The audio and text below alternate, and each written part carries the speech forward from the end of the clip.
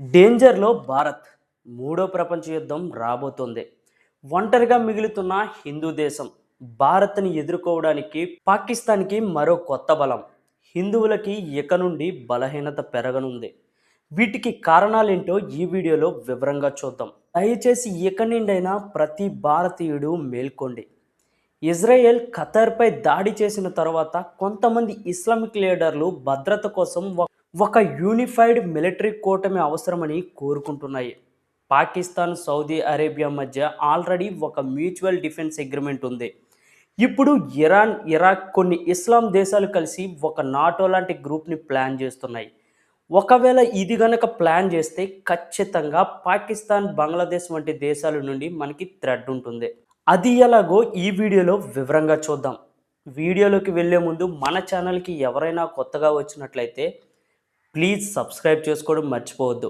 Video చివరి వరకు చూసి లైక్ చేయండి.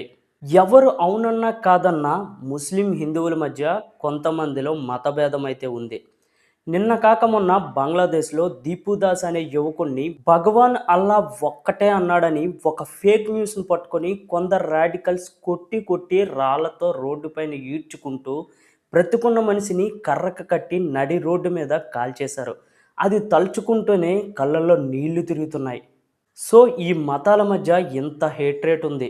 వీటి మధ్య చిన్న నిప్పుర వంటిస్తే ఖచ్చితంగా బొగ్గమంటుంది.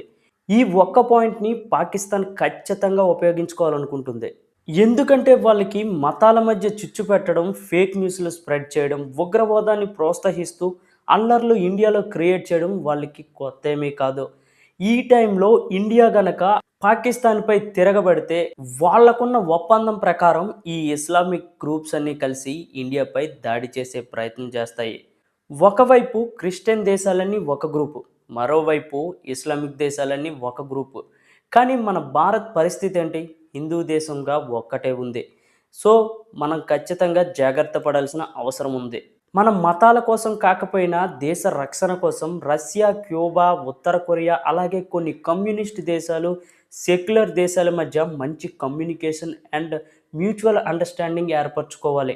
మతం ఒక ఆయుధం అయితే ఐడియాలజీ ఒక అణుబాంబు. అందుకే భారత్కి కావాల్సింది ఏ గ్రూపు కాదు, ఐక్యత, స్పష్టమైన విదేశాంగ విధానం, స్వయం బలం. ఈ విషయంపై మీరేమనుకుంటున్నారో కామెంట్ చేయండి. జై హింద్.